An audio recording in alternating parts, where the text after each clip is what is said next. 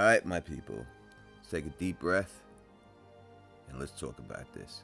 What's the deal? You know what it is, Don Tony Teflon. I'm back at you, another one, and this one is The Last of Us, Season 2, Episode 2, review, recap, and breakdown. If you played the video game like many of us did, you knew that this was coming. But knowing it's coming and actually seeing it on the screen is two different things. And knowing it was coming this early in the season is something that people, I think, didn't expect and thought that it would become maybe episode 3 or 4. But to do it in episode 2 was very bold by all the writers and the producers.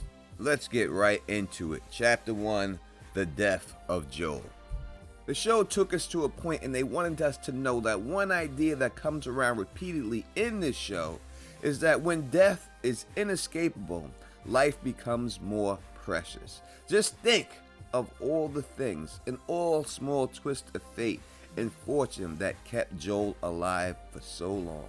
It truly would be a miracle in this setting that he lived this long and this deep into his middle age. And it's the same twist of fate or fortune that puts him in the right place at the right time to save Abby, a woman who has spent years looking for him. Now the problem is that Abby wants Joel dead.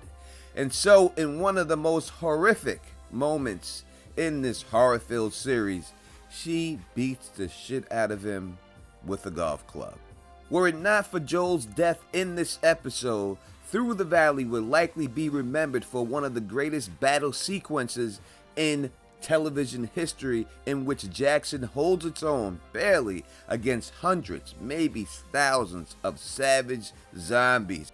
And I will say that this battle reminds me of top-notch Game of Thrones at its best, and some might say that this is what the last battle in Game of Thrones dealing with the White Walkers should have looked like. It should have been more like this than what we got. But that being said, let's transition into talking about Joel once again, because there is going to be major backlash from this killing. Now, like I said earlier, if you played The Last of Us 2, you have already dealt with this pain. But if you are experiencing this show without ever playing the video game, watching Joel die is gotta be a straight punch right to your gut. Who kills the main character at the beginning of Season 2? Who takes the hero out that quick? Also, it's not just the fact that he got murdered, it's actually the way that it happened. This murder that he took was bloody, ferocious, and just damn right hard to watch. It feels like punishment, but who is the show trying to punish by showing us this? We know that a lot of times in a lot of dramas, they always try to crank up the violence whenever viewers get too comfortable with an anti-hero's bad behavior. But again, they try to explain to us exactly what Joel did to deserve this. Number one, he killed a bunch of fireflies, including one surgeon who happened to be Abby's father. And they stressed the point that he was an unarmed doctor when he died. He also condemned, if you want to go the firefly route, the whole world to continue to live in this type of world by not allowing them to do an experiment on Ellie that possibly could have saved all of humanity. And when we look at all that in its totality, we can easily see that our hero Joel could easily be looked at as the villain of this whole story.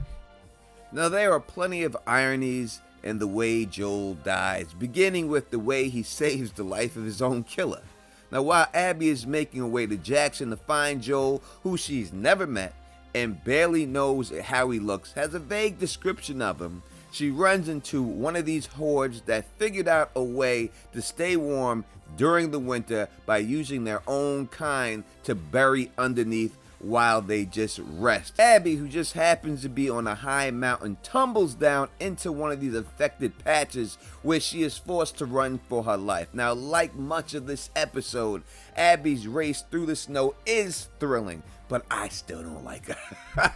So as Abby is crawling for her life underneath a chain link fence, and it looks like somebody's about to grab her and her life will be over.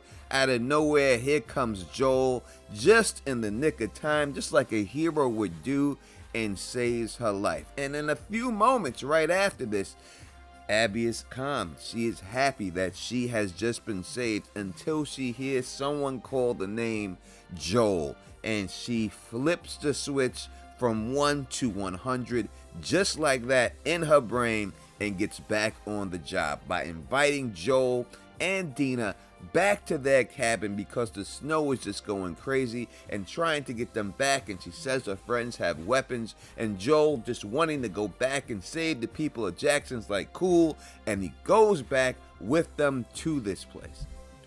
Once they're inside of the cabin, that is when it is revealed to Joel and Dina that they ain't just no ordinary people. They are soldiers from the WLF, and they are there specifically to kill Joel for what he did. And they sedate Dina so she does not have to hear it, even though others want to kill her and get her out of there. They just sedate her so they don't want to hear it.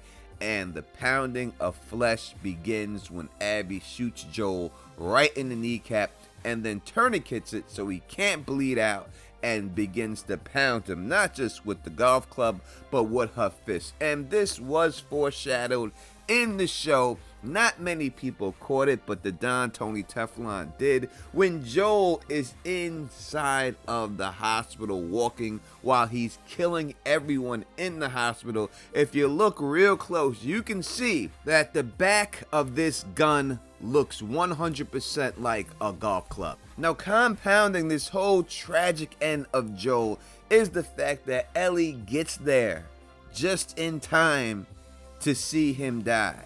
And we still don't know exactly what caused Ellie to hold a grudge against Joel, but in this season premiere, we saw how much it hurt him to have her losing so much faith in him.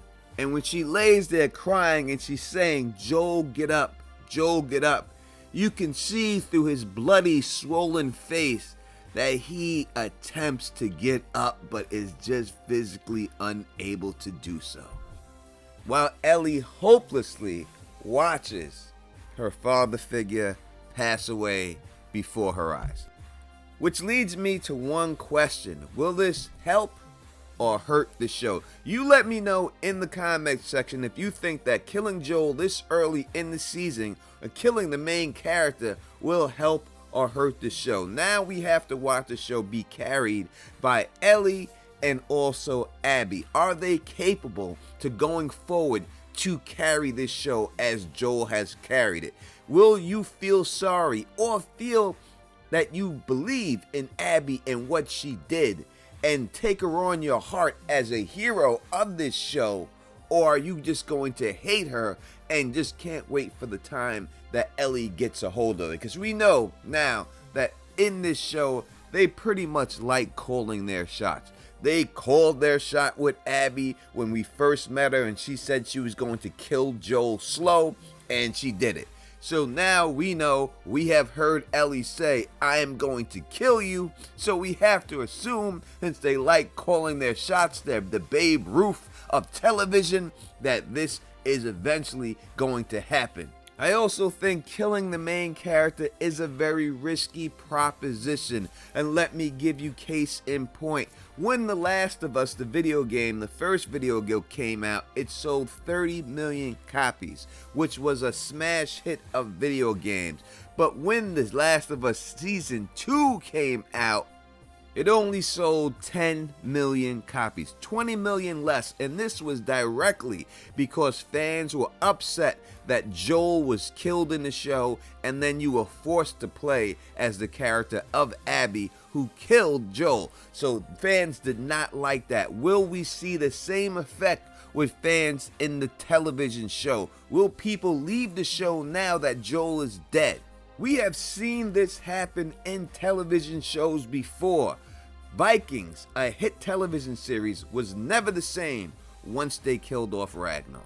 Think of it like this. In The Walking Dead, when Negan was with his bat and he killed two people, what if those two people were Rick Grimes and Daryl Dixon? What if Negan killed those two with the baseball bat? would you still watch the show? Because that's what they did by killing Joel. And even though they laid it out why Abby wanted to kill Joel and why she was justified in feeling the way she felt, is there any way that you as an audience member can sympathize with Abby? Will you ever support Abby? That is what they're going to ask you to do. Is that too big of an ask? Because the killing could have just been quick, but it was a brutal killing. And when you add that brutality up with taking out the main character, is there any way that you can side with Abby? Let me know in the comment section. This brings us to part 2 of this video, which we will call the Siege of Jackson, which is going on at the exact time where Abby is smug and talking down to Joel that she finally got him, and he's just like, just get this over with already. Guided by the cordyceps in the decaying pipes, the infected charge into Jackson, and I mean charge, and they hit the wall head first, face first, right into it, slammed right into the wall, into the barrier. And the townspeople are doing their best to fight back by dropping gasoline canisters on them and blowing up as many as they can, but there are just too many of them. A bloater, which is basically a triple-sized mushroom monster, breaks down the walls and allows all the infected in, and they are forced to use their dogs to try to help them against this attack. Eventually, the bloater is brought down, and the town is saved by the skin of its teeth, but it shows you the aftermath of all of these creatures just lying in the streets of this town. Yes, I could really go through this battle and nitpick things that were not working, and certain people did have the biggest plot armor of all time on in this battle sequence. But in general, I think that this was done extremely well. I really wish that Game of Thrones would have done this for the Battle of the Long Night and did this in the daytime and had people just coming out of the snow the way they came out of the snow. I thought it was brilliant. I thought it was a spectacle, and I think people really are going to enjoy it and have enjoyed it as much as I have. But now we get to the point where they're going to have to rebuild this town. Is Ellie gonna stick around and try to help to rebuild this town, or is she going straight out after Abby to repeat the revenge cycle, and this wheel will just keep churning and churning until everybody ends up dead? It makes me think of the Fireflies, especially the one talking to Joel, who said to him specifically that even though he saves her at this moment, he will not be able to save her later on in life, since they live in a world where eventually, no matter how hard every human being tries to stay away from this virus, every one of them eventually will be overtaken by this disease. It's only a matter of time before everyone in the world is infected, unless they can come up with a cure. So, do you believe that Joel did the right thing by saving the life of Ellie? I just did a video on that. Please check it out. It'll be linked at the end of this video.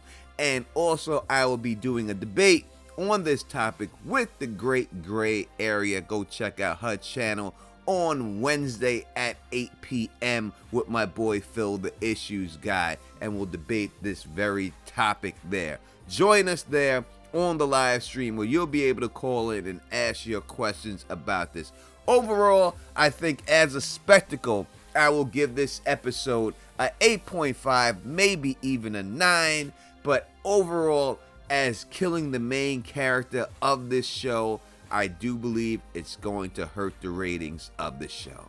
And I'll keep track of those ratings when they start coming in and letting you know if people are fleeing from the show after this. But again, you let me know what you think in the comment section. If you like the way I do this, please thumbs up this, spread this across the realm, and of course, subscribe. And until next time, you know who it is. Peace and stay sexy.